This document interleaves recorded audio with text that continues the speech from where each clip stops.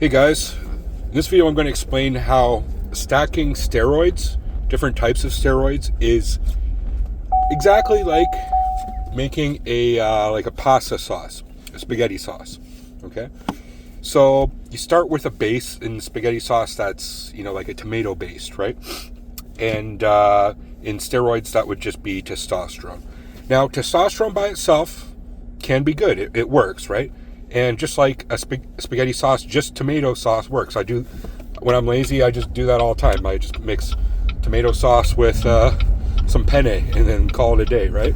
And it works. But you know what? It's like really one-dimensional. There's not much to it. It's just like one taste, and it's not that great. There's nothing spectacular about it.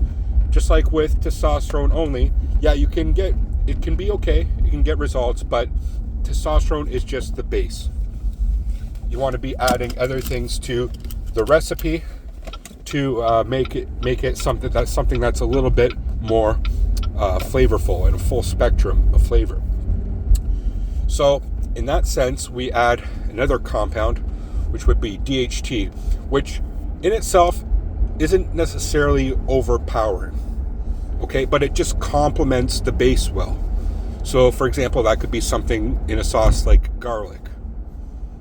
Okay, or some other type of oregano and spices that by itself you can add to it, and it's like not gonna like overpower the sauce by adding a significant amount to it, right? But what it does is by adding it, there's a synergistic effect with the base and this new ingredient, where the taste is something that is different than each one of the compounds individual. Like it's the sum of the two compounds creates something new. Just like when you add like a few ingredients together, you get a taste that is totally different than just the tomato sauce itself or just the spices itself. It makes something new on your palate, right?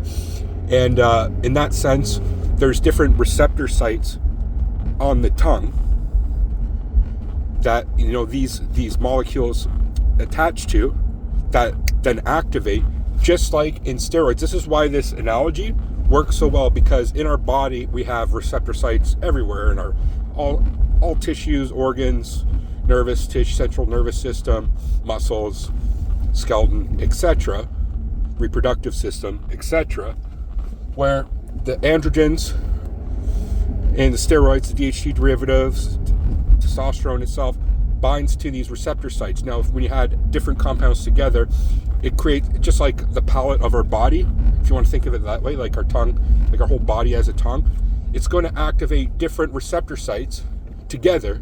And then as a result, that cumulative effect is going to be different than just the individual, if it was just an individual compound in itself, if that makes sense. Sorry if I didn't explain that totally correct, but I think I got the point across there. I got the point across that there's something new that comes out of it. In that sense, there's a synergicity. Sorry, I can't really speak right now. Of like adding testosterone with like a DHT compound like primobolan, mazestron, or anavar. Now, after you have like a base and a few basic ingredients, you might want to add a little bit of heat to the recipe, right? Adding some cayenne pepper, some hot sauce. Like I had this one hot sauce my buddy gave me, and literally all you had to do is just like drop like 2 or 3 drops in like a big pot, and it was like, wow, it was like if you did any more, it'd be overpowering. But it was really good. It was super flavorful, and with in the sauce, like having all these different things together, it was like, at first you taste a bit of sweetness, then a bit of something else, and then the heat kicked in. And actually, I was just at a Mexican restaurant with my wife and her mother and some friends, and there was this one salsa that was piña salsa, but it was super spicy. So it was, piña is pineapple with like, it must have been habanero or something, and it was super hot. But it was like like you taste the sweetness and the hot heatness together. Like it was like it added to like a really good flavor. In that sense, this is what I'm going to compare to the NOR19 compounds, the spicy compound, spicy steroid. And Obviously, trenbolone is the spiciest, or maybe mint is probably the spiciest of them all. But something like NPP, the cousin of trenbolone, is up there as well. Where, at the end, you only need just a little tiny touch of it, a few drops of it. Because if you take too much, it's going to overpower it, and your face is going to be beat red. You're going to be sweating, and you won't taste anything else but the heat. It's just going to be like, it's not going to be as good, right? It's just going to overpower everything else. In that sense, that's why we don't want to take too much of a NOR19 compound on top of the testosterone and the other compounds, because it's just going to overpower everything, and you're going to be sweating and coughing and everything, just like, something too spicy, sweating like a motherfucker, just like in trenbolone, you'll be sweating all night, you won't be able to sleep, and getting the tren coughs and such, right? So, but in that sense, maybe adding just a touch of it might be okay. I'm not against adding, like, maybe I might do in the future, actually, just adding like 50 to 100 milligrams of tren a week into a cycle. Right now I have 150 NPP in a cycle, and I find if I go over more than 200, it becomes kind of overpowering. So in this sense, just like the sauce, you want maybe just a little bit of heat. Now, some people can take more heat than others. Some people really like the heat. Other people won't tolerate the heat at all. Just like one of my girlfriend's friends last night, she's from the Middle East, and they don't have anything that's spicy, so she can't eat anything spicy, even if it was just a little bit of spice. Meanwhile, me or her Mexican friend or my girlfriend, my wife herself, she's from Bolivia, we can all tolerate more spicy things, right? Some people could tolerate more 19s than others, so and be totally okay with that, and that's what they look for. They look for the spice. So in a sense, that comes down to personal preference if you want that. But what I'm getting at here, and I think this is the perfect analogy because it actually fits really well with stacking steroids, like creating the perfect steroid recipe, it's all about balance, right?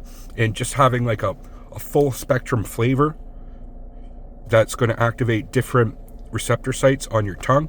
We're going to create a full spectrum stack that's going to activate receptor sites all through the body differently, but all together synergistically, and the end result is going to be greater than each individual part. Like, it's going to be something different when you add all these things together. Just like you add 5 things in a recipe: garlic, tomato sauce, oregano, hot sauce, and something else. I don't know what else, whatever else you add to a sauce like that, maybe a little bit of cream or something. It's the end result. The end taste is going to be different. It's going to be completely unique.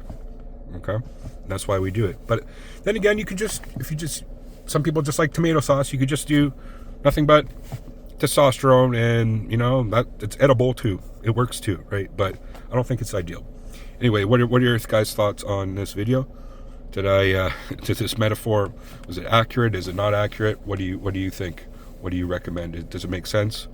Leave in the comments section below. All right, guys. Thanks for watching. Peace.